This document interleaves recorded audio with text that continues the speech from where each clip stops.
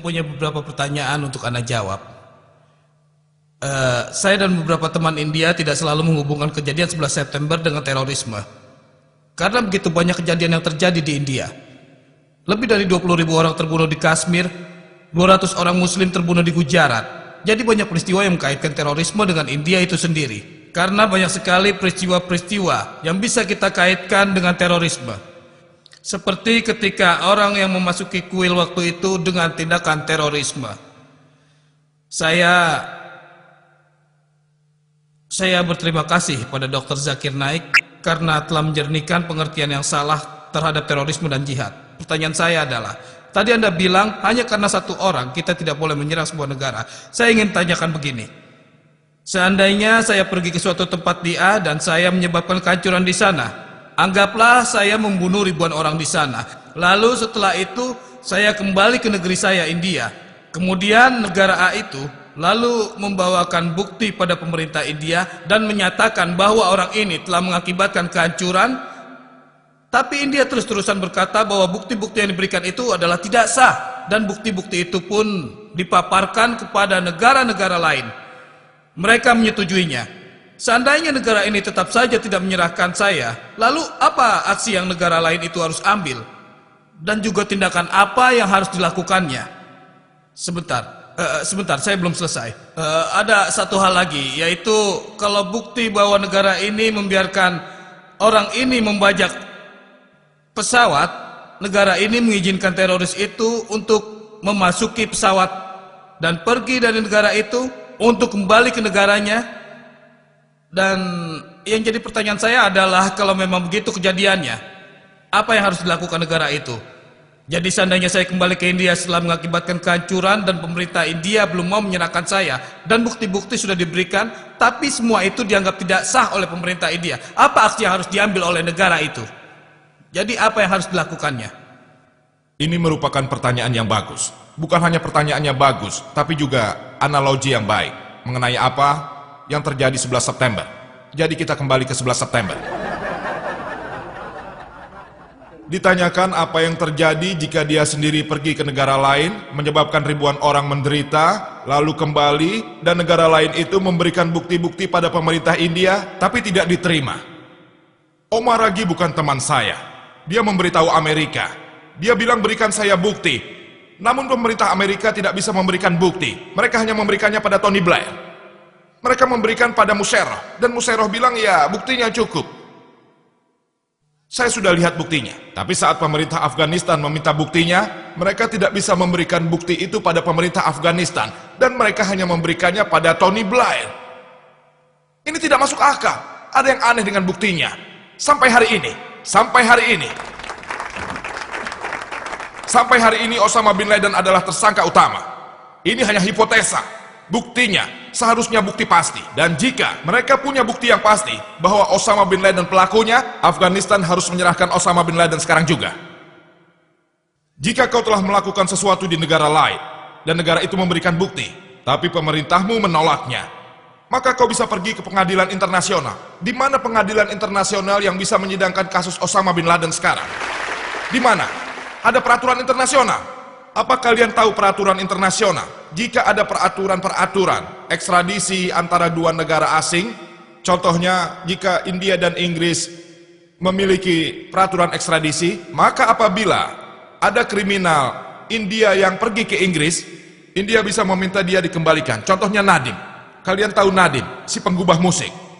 Pemerintah India bilang dia melakukan tindakan kriminal. Namun saat diberikan bukti di Inggris, di pengadilan Inggris malah bilang bahwa bukti-bukti itu tidak sah. Inggris malah menuntut pemerintah India agar India membayar para pengacaranya, pengacara Nadim. Itu Nadim. Bukti yang diberikan cukup. Tapi mereka mengatakan bukti itu tidak sah. Apa lalu India harus berperang dengan Inggris? Tidak kan? Itu tidak boleh. Setidaknya pemerintah India telah memberikan bukti. Tapi Amerika sama sekali tidak memberikan bukti pada Afghanistan. Jadi apabila Anda pergi ke Saudi dan bagian Arab lainnya, Anda melakukan sesuatu di sana dan Arab Saudi memberikan buktinya di sini. Dan Anda memang pelakunya, namun pemerintah India tidak menyetujuinya, maka pemerintah Saudi dan negara Arab tidak berhak membombardir India. Tidak berhak sama sekali. Islam tidak memberikan izin walau Anda pelakunya. Walau Anda membunuh 1 juta orang, mereka boleh menangkapmu jika mereka bisa, tapi tidak boleh membombardir orang-orang tidak bersalah. Tidak, tidak boleh. Itu bukan jalan Islam. Sama seperti kita membicarakan peristiwa di Kashmir, di Gujarat, di Aksaldam. Menurut saya, apapun alasannya, mengapa 2 teroris itu datang ke situ, dalam Islam kita tidak boleh menghancurkan biara. Kita dilarang membunuh orang-orang beriman. Siapapun yang pergi ke biara, tempat ibadah, kuil, dan membunuh orang tidak berdosa sudah melanggar Al-Quran. Kita harus mengutuk perbuatannya. Hanya karena 2 orang itu, yang entah apa alasannya, dan mereka menyimpan surat, bahwa mereka percaya, datang dari Ta'iri de Kisak. Kisak adalah kata Arab, yang berarti kita boleh balas dendam. Di situ alasannya ditulis karena keluarga mereka telah dibunuh. Seandainya keluarga mereka memang dibunuh, mereka tidak berhak untuk membunuh 44 orang lain. Alasannya mungkin orang lain, tapi perbuatannya tidak. Jika mereka memang tahu siapa yang membunuh keluarga mereka dan mereka membalas dendam padanya, itu hal yang berbeda. Bagaimana mereka bisa membunuh 44 orang yang tidak berdosa dalam Islam? Walaupun kau tahu siapa pelaku kejahatannya. Surat Al-Ma'idah bab 5 ayat 32. Barang siapa yang membunuh seorang manusia bukan karena orang itu pembunuh orang lain, atau bukan karena telah membuat kerusakan di muka bumi, seakan-akan dia telah membunuh manusia seluruhnya. Hanya apabila orang itu sudah pasti melakukan kejahatan atau membunuh orang lain, itu satu-satunya alasan kau boleh membunuhnya. Selain itu tidak boleh sama sekali. Islam sangat mengutuk perbuatan semacam itu. Terima kasih. Salam semuanya. Sebagai Muslim, saya secara pribadi ingin bertanya. Dalam situasi sosial dan politik saat ini yang sangat suram, dan apa yang terjadi di dunia saat ini, saya merasa sangat sulit untuk bergabung dalam organisasi, bahkan untuk memutuskan yang mana yang benar. Pada masa ini, orang berprasangka dan menganggap bahwa pengikut suatu kepercayaan mencerminkan kepercayaan itu sendiri. Dengan argumen seperti itu, bagaimana saya bisa berdiri teguh? Bagaimana caranya untuk menjaga arti sebenarnya dari kepercayaan saya? Ada konflik pendapat antara saya dan teman-teman Islam saya. Menurut Anda secara pribadi, apa Anda menyetujui tindakan Saddam Hussein, semangat dari seorang pejuang, dan kematian orang Palestina dengan bom bunuh diri?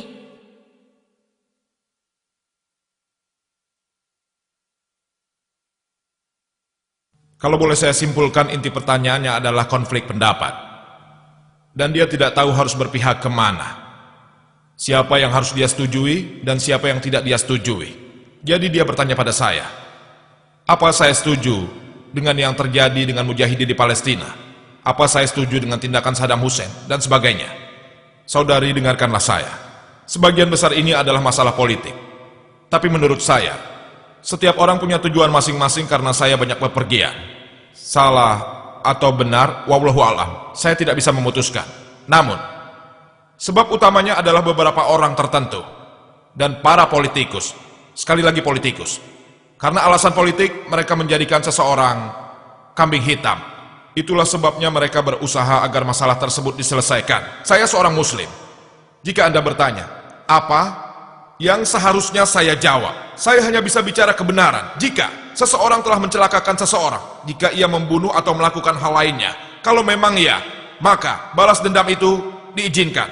Jika tidak, maka tidak. Yang Anda tanyakan tadi tentang kasus pribadi seperti Osama bin Laden dan Saddam Hussein, saya tidak tahu latar belakang mereka. Saya hanya bisa memberi nasihat, saya tidak bisa memberi keputusan. Saya sama sekali tidak mengenal mereka. Saya tidak bisa memberikan pendapat. Jadi menurut saya, wallahu a'lam, Allah tahu yang terbaik. Allah tidak akan bertanya apakah Osama bin Laden seorang teroris atau bukan. Yang saya tahu, jika dia salah, jika dia melanggar ayat-ayat Al-Quran dan Sunnah, dia salah. Jika tidak, berarti dia benar. Jadi bukan hak saya untuk menghakiminya. Yang saya tahu, saya harus membaca Al-Quran, firman-firman Allah. Pertanyaan ini tidak perlu ditujukan pada seseorang yang sudah berpergian bolak-balik ke Afghanistan dan tempat-tempat lain. Kita semua bisa lihat di surat kabar. Anda Muslim dan saya juga Muslim. Allah Tuhan yang Maha Besarlah yang berhak menghakimi seseorang. Jadi Saddam Hussein itu teroris atau bukan? Kita harus berkata, wallahu a'lam, kita tidak tahu. Kita tidak menyetujui dan tidak juga mengutuknya. Jika ada bukti kuat atas diri seseorang, baik itu Muslim, wal jamaah, yang terbukti salah menurut Al-Quran, maka kita harus mengutuknya. Tapi jika